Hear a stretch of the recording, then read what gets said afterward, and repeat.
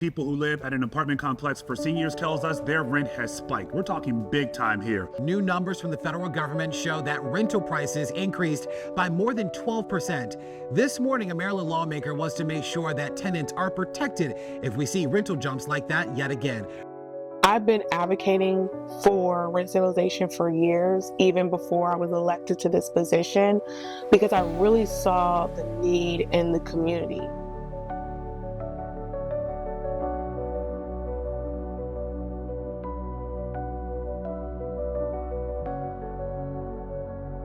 Hi, I'm Councilman Crystal Orieva. I represent District 7 in Prince George's County, and I am a supporter of rent stabilization. When I was in my advocacy role, we were advocating with renters to organize, to make sure that they had renter protections, sometimes even do rent strikes, because they were seeing sometimes $800 increases.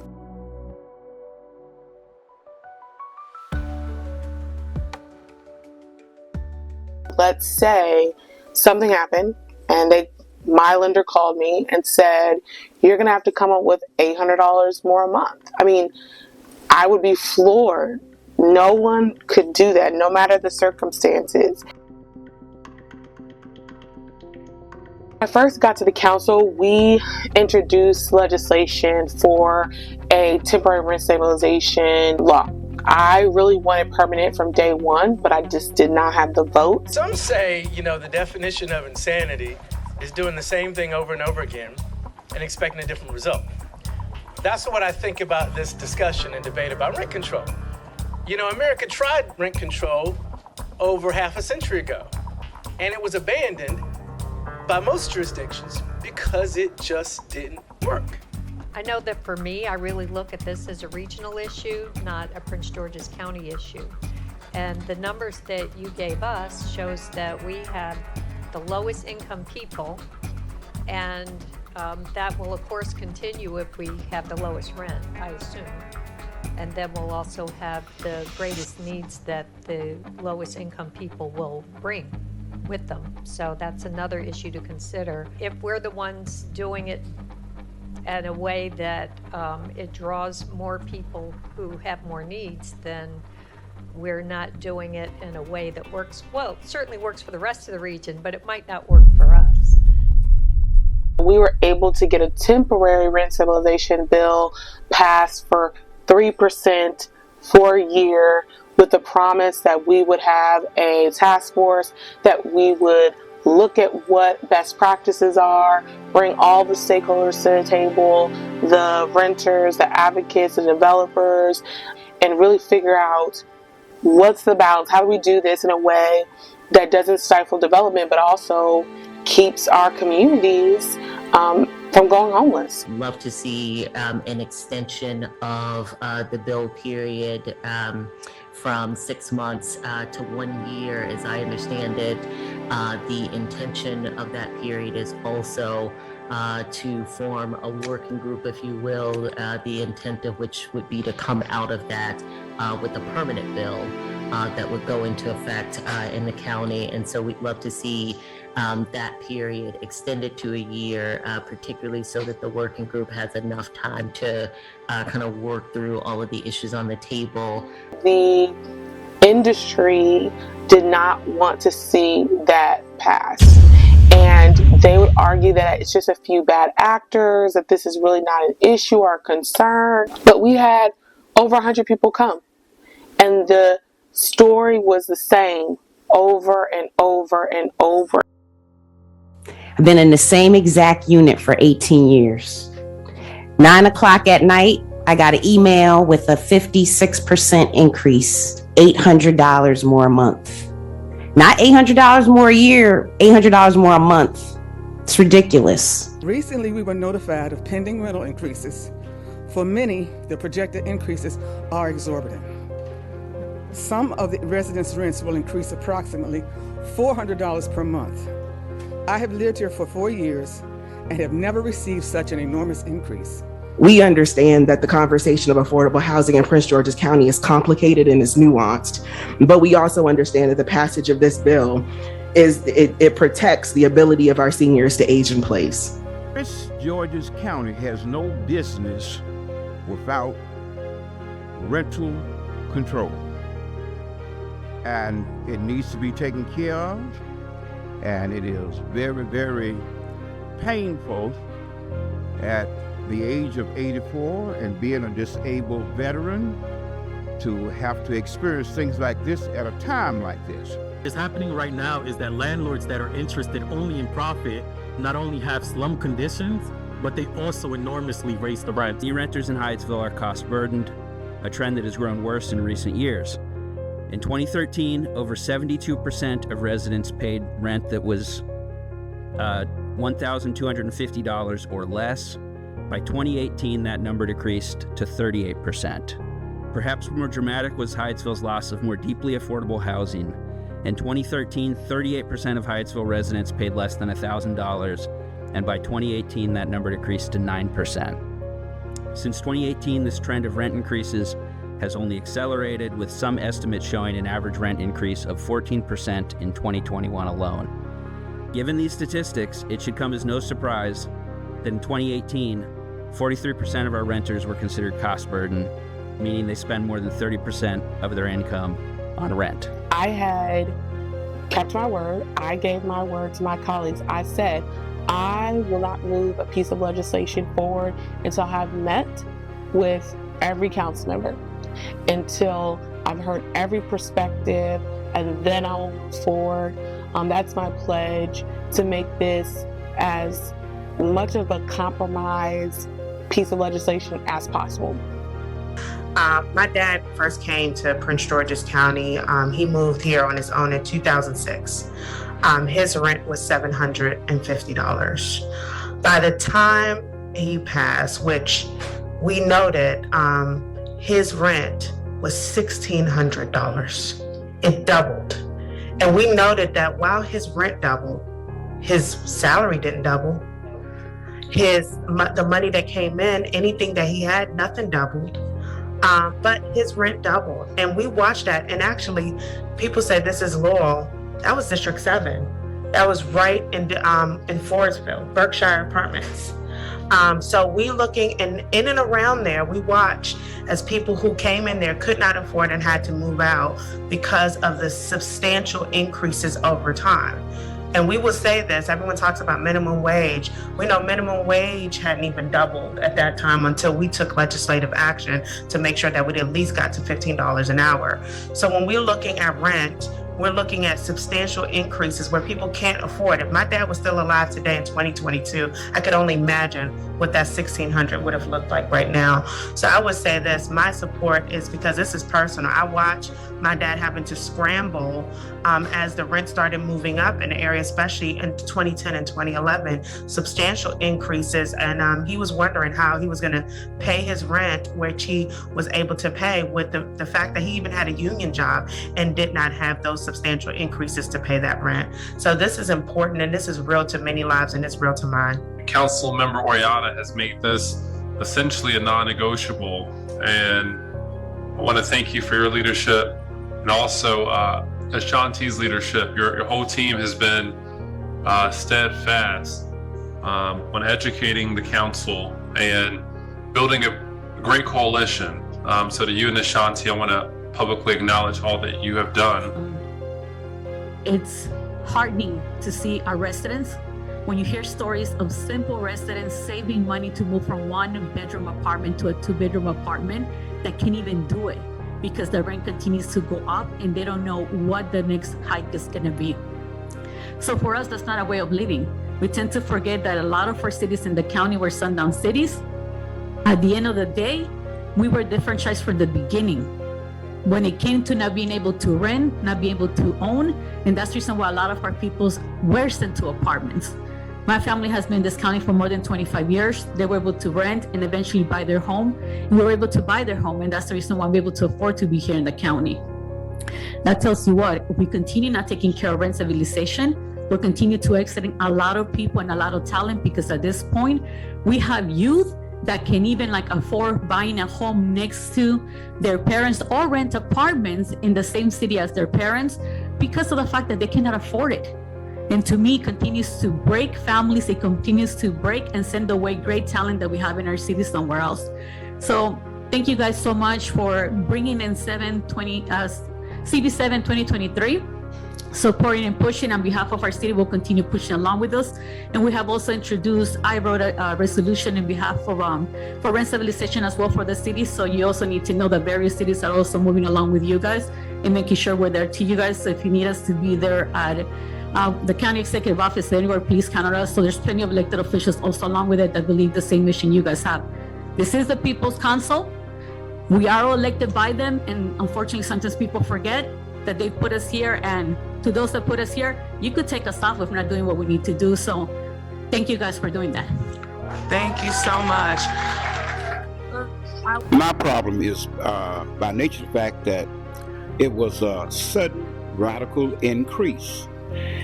And at the same time, the people that we've been dealing with here in the office, etc., were removed from us, where we could not really interact with them on it.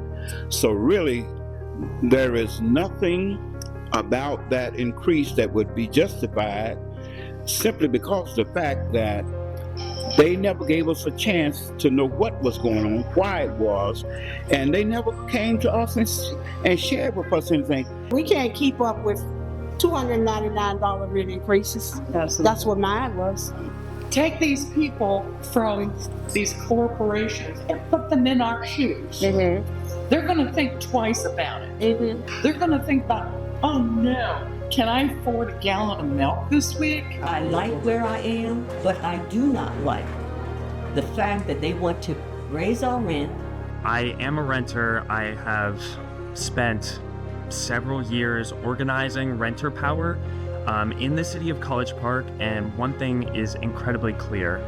We time and time again see apartment buildings use predatory and exploitative pricing to increase their fees, to sell out their tenants for profit every time. We need people over profits. You have seen the 15 to 20 landowners already speak. You have seen them. They have all come up to this podium before me.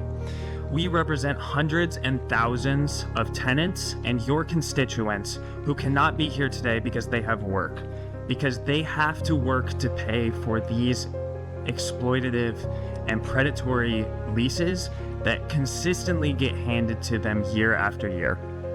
I would really urge the council to increase protections for tenants. What boggles my mind is that so many people that are in opposition of this legislation are homeowners. And there's no level of empathy or understanding for what this means to a lot of our renters. And I ask those people to think, if the next day your mortgage company said your mortgage is going up 50% overnight. Imagine if we did something that raised property taxes so your payments are going up 50% overnight. Everyone would be up in arms about this. And every single elected official would be standing behind them because they feel like those people are valued more because they are the base voting bloc. This People's Council does not value homeowners more than renters. And that's the heart of this bill, is understanding that the practices are predatory, plain and simple. You have the ability to make money in this county. We say, come, have industry. But what you will not do on my watch is make sure that you are filthy rich on the backs of my residents. It will not happen. We know that rent gouging and charging 20, 30, 50% more is a tactic that's used in gentrification. And so for Prince George's County, we're near DC, right? And we saw firsthand what happened in DC, right? You see all of this development and the community change, and you think maybe as a resident that the community is going to get better for you, but it's not. It is being developed for who they want to move into the community. And a lot of times they don't look like me. They're from a different income bracket. And we saw all of the people that couldn't afford DC anymore being pushed into Prince George's County and neighboring jurisdictions. And so we see Prince George's County is developing, it's growing. So how do we find this balance between ensuring that we develop, but ensuring that we allow people that have lived here for years, especially our seniors, to age in place here? And I think rent stabilization is a tool that has to be part of that conversation. Anyone else? Yes, Ms. Oriana, I would have thought that over the last year you could have asked all your questions, but you go right ahead.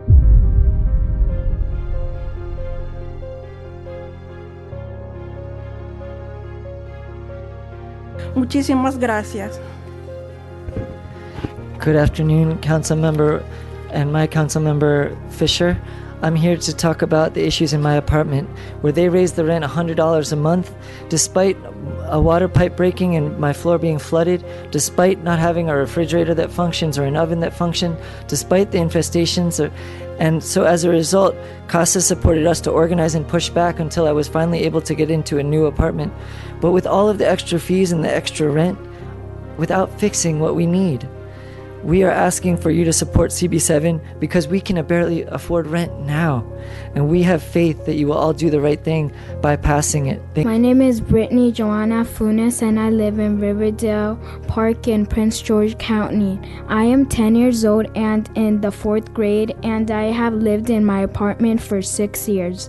Thank you, Erica, for supporting CB7. Today I want to represent my parents, my brothers, and all the kids in my building who are going through the same thing as me. I want to tell my story because I don't think it's right how Shreb treats us. I have 6 siblings and the youngest is 3 months old, and at his age he's already suffering from bedbug bites because in our building all the buildings are infected with bedbugs, mice, and cockroaches.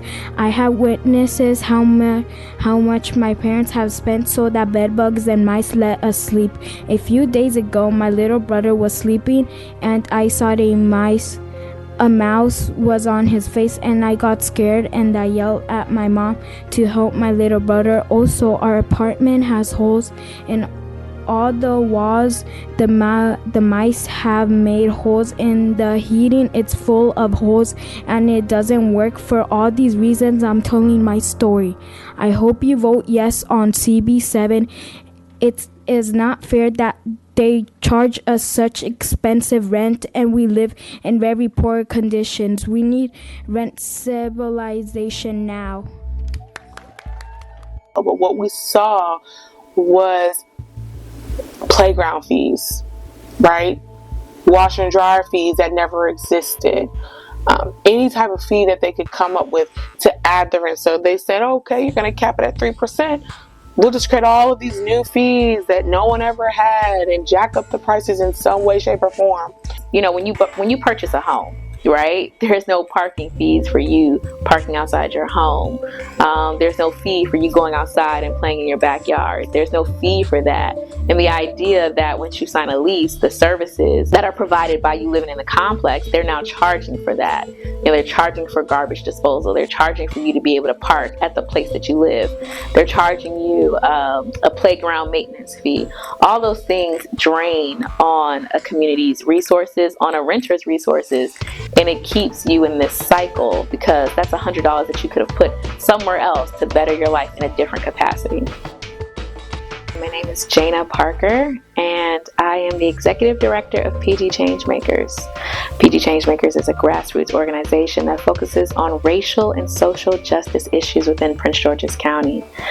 In the fight for rent stabilization, we have been a part of the coalition and really moving conversations around what rent stabilization would do for our community, as well as how rent stabilization affects our community, particularly the most vulnerable.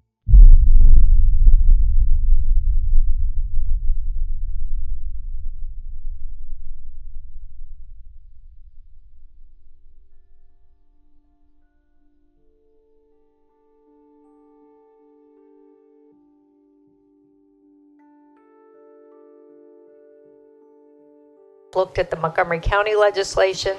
We're not exactly like Montgomery County, but I thought that it was important that at a minimum our rate be the same. Our county borders Montgomery County, and I thought it would be extremely confusing for people to have two different rates in place. Councilmember Orietta. Yes. One of the reasons why I asked for this item to be moved to off of the consent agenda is so that we would have the opportunity to discuss the presentation of this legislation. I just want to start by saying that for the last 2.5 years, myself and a lot of stakeholders that are here have been diligently working on permanent rent stabilization. I had pledged to my colleagues to work in collaboration. I agreed to have the task force to bring all stakeholders to the table. I agreed to meet with every single member of the council before I would move forward with a compromised version of a permanent rent stabilization. Some of my colleagues missed meetings that were on schedules, didn't show up, or said that they did not yet have an opinion. So to see a piece of legislation that usually, for the public doesn't know, we get routers 2 weeks out for bills so that we as council members can see it. We did not receive that router. I know I did not. I asked my colleagues if they had. None of them had received one either. When I went to just see the bill, I couldn't access it. Like a lot of community members said that they couldn't even view the legislation on our website. And so I think my major concern is I understand we all have the right to introduce legislation at any time. But I do think that when we attempt to move in good faith and collaborate with each other, there's a level of transparency and honesty and integrity that I hope we could all treat each other with. And my other major concern is that this legislation was drafted and considered without the stakeholders of the advocacy groups, the renters, and the community. I received notice that developers had received in writing assurance from members of the council that they would not be impacted by the permanent rent stabilization bill before a rent stabilization bill was even presented to us as a body. But the residents and the members here that are serving in the audience that come to speak, that are not ever paid to be here, were left out.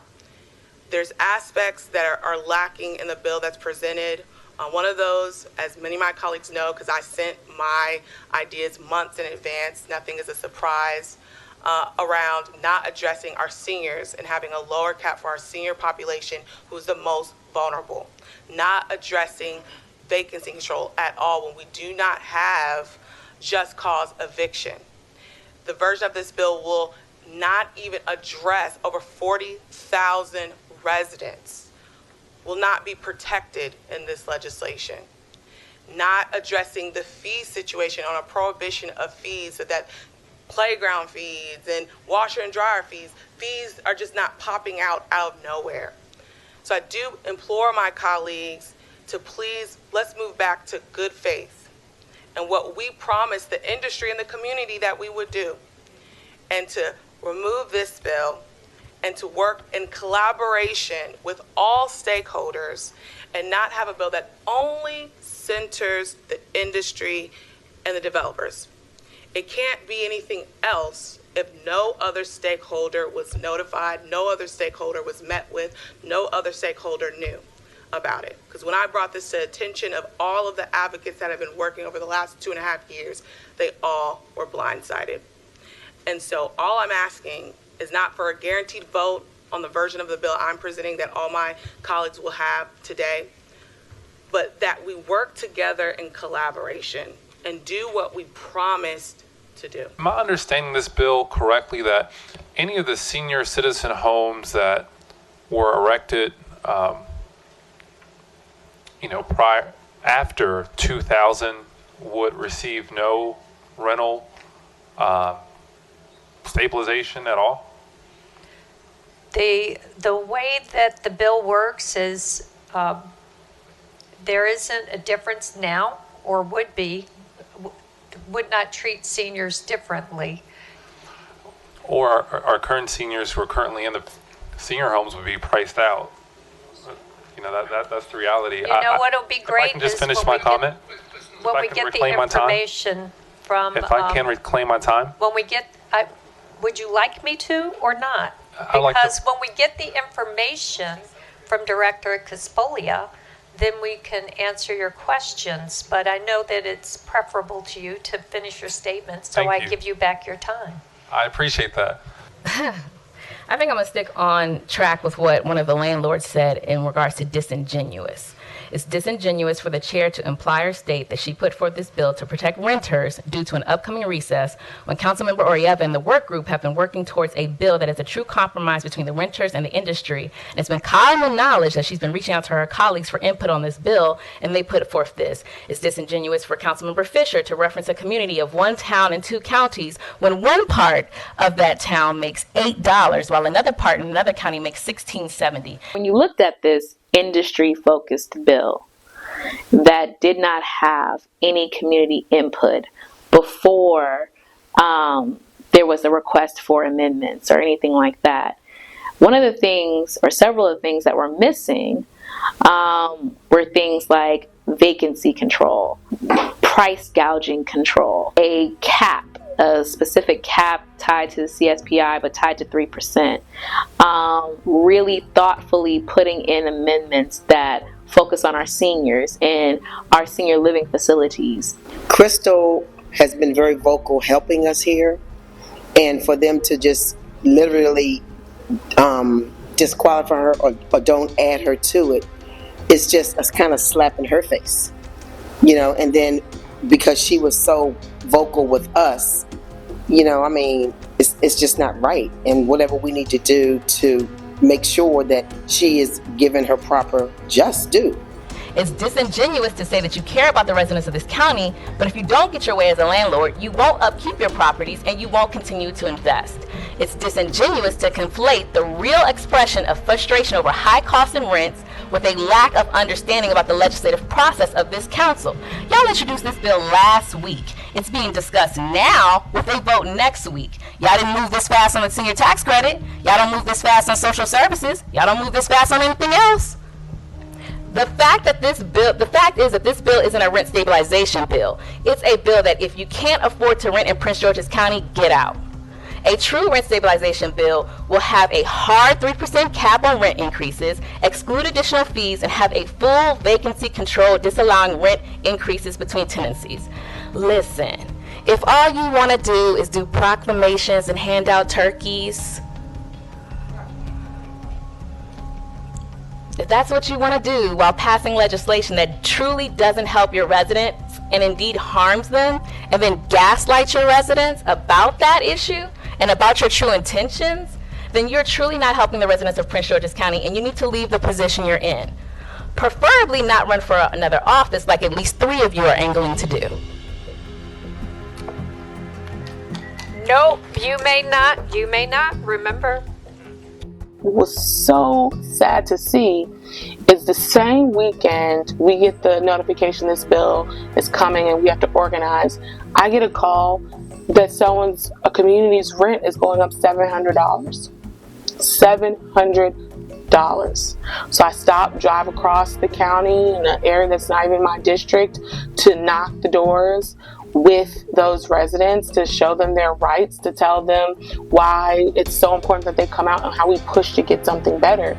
I've been living in Laurel for 4 years, and my life is completely based here. My mother, who is an aging woman, still vibrant, but an aging woman I care about. She lives right down the street from me. I also have a little brother who I take care of. He lives maybe about 20 minutes away. He has autism. I'm really active in his life.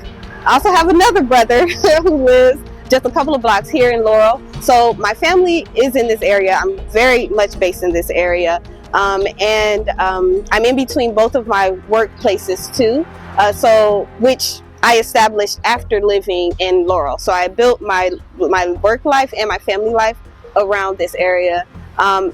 And $700, a $700 increase, it would change the trajectory of my businesses. and of my goals. I'm self-employed. I pay for my own health insurance. I pay for my business insurance. I fund my own retirement. I don't have anyone matching my retirement. So really this $700 is taking away my future to be able to not have to depend so heavily on Social Security in just 30 years. The first time I had to deal with an increase in rent of over $100 was when our building was purchased by Greystone. I had to give up my car in order to stay in my apartment. I now have no car, can't afford to get a car, and the increase in rent that Greystone wants to put on me now, well, actually last year it went up by, I think it was like 7 or 8%. They want to do like 10% if they can push it, and that means that I can't afford it. And on top of that, they increased my pet rent from $10 to $20 on top of the rent that I pay. A rent increase for them of excessive amount is detrimental. It is a lot of times we hear about the market and the prices being raised is what the market can bear, is what the market will allow. I just want to remind everyone that the people are the market. My name is Martin Mitchell. I'm the former at-large councilman for the city of Laurel. As a council person, I spent several hours over several weeks negotiating with landlords over 15, 20, 30, and somewhat of 60% rent increases. We were able to, in one situation, negotiate a 13.5% increase with the city still subsidizing 3% with the ARPA funds. And so, that was a negotiated, but that was still $200 for most of those tenants. I've seen this issue shake the local community, not just the Laurel community, but all over. So one thing that I've been doing is, organizing with the community, organizing with other legislators, other stakeholders, not just in Laurel, but in Anne Arundel, in Montgomery County, in Howard County, in Baltimore City. And one thing I have seen just through my organizing and, watching the voting that's happening around rent stabilization, the voters want this. A lot of times I hear a lot about the economy and this is gonna break the economy, but I never hear a lot about the renters. I've met with several of the landlords from Southern Management, several of the lobbyists from AOBA, from multifamily homes. And the biggest difference is, we want rent stabilization at a very fair rate. They can still make money. The biggest difference materially is they want anti-rent gouging at 20%. And, that's where they start the conversation. That is not okay. And one of the things I wanted to add was, I would love if we get an office of landlord and tenant, just like Montgomery County, so it can help report different facts and help the tenants out. Thank you. Thank you. When we're accepting these abnormal rent increases on our grandmother, our aunts, and sometimes even ourselves, we are basically subjecting ourselves. And so just remember that the people are the market, but we will continue to work with the business community. But we're going to put the people first because the people are the community. We can't afford 40,000 plus unhoused people in Prince George's County. That is what we can't afford. And for me, we have to always do what's right. The businesses are still going to make a profit. They're still going to be able to survive. But we're saying to renters that you matter too.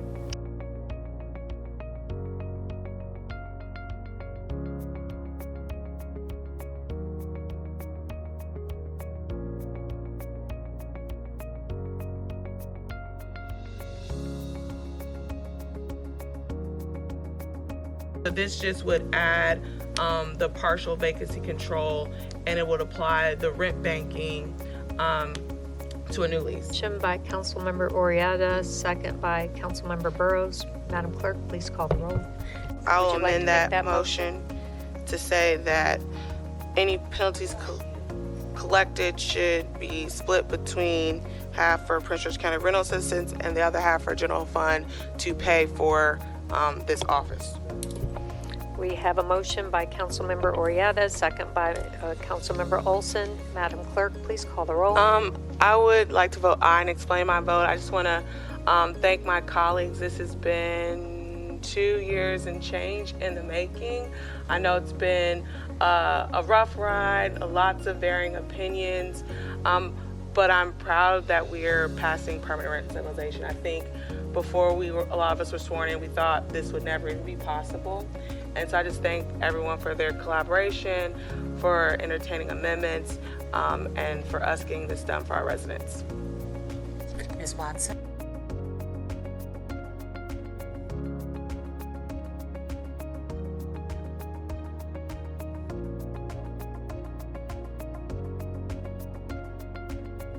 Housing. It also includes measures for partial vacancy control to prevent landlords from evicting tenants to raise rent at market rate. The bill also regulates new fees on people's rents. I think this is dire for Prince George's County. We're seeing a lot of development coming into the county, and if we're not mindful about Prince George's County, all of the current residents that live here will not be able to afford to live in Prince George's County. All right, so there are some exceptions, though, in the bill, but officials say it's a huge win and there's more to do.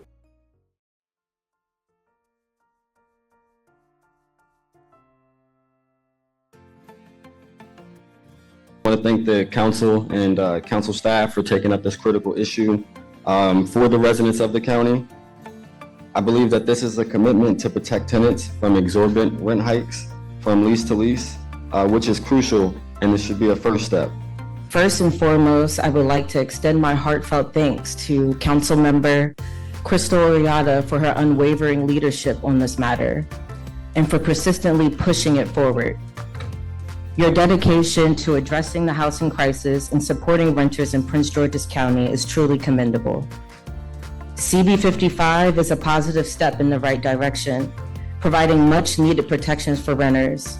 However, I believe that this bill, while foundational, does not go far enough to ensure comprehensive protection for all renters. As we've discussed together over the last few weeks, there's still much more that must be done to protect tenants, but this legislation is a powerful first step in providing stability to our community. Who is CB 55 going to impact the most? Our most vulnerable populations, our children and our seniors. During the last several weeks, you've heard from CASA members who've shared their stories of large number of unethical rent hikes, truly horrible living conditions, teenagers who are more focused on having somewhere to live than their education, and people having to choose between going to the doctor and having to pay rent. For school-aged children, frequent relocations due to unaffordable rent has disrupted their ability to learn in school and to simply just be kids, leading to long-term negative effects on their development and future success. And for our seniors, rent stabilization is going to allow them to age in place and be cared for with the services and community support they deserve. CB 55 is a critical step forward in the right direction and in addressing housing insecurity in our community. CB 55 recognizes the invaluable contributions of our seniors and reaffirms their right to age with dignity in the communities that they help build. In the future, we hope to work with the council to ensure that newer units are also covered. But for today, we urge you at this time to reject any additional amendments to the bill. Because of the community that we see here in front of us, they have been in desperate need of help. And though this bill is not everything I'd like it to be, we have so much more to do. We're leaving 40,000 plus residents not protected. We're going to be working on price gouging legislation, and I look forward to my colleagues' support. 2 years ago, we thought this moment would never happen. And so this is a huge victory, not for myself, not for the people that sit here with me, but for every single resident, all of the seniors, all the people sitting here today that have spent 2 years doing strikes, standing out in the heat, coming here, taking off of work. This is a victory for you. And so I vote aye. After trying with several temporary measures, the council has approved a permanent rent cap in the county. Here's what you should know. The bill would cap rent increases at 3% plus the rate of inflation up to 6%. But buildings constructed after the year 2000 would be exempt. I think this is an issue I'd like to see the entire country support and say we're going to make sure that renters are treated the same way homeowners are, and we're going to create rent stabilization so that people can be sure that they can afford their homes and that predatory practices will no longer be tolerated.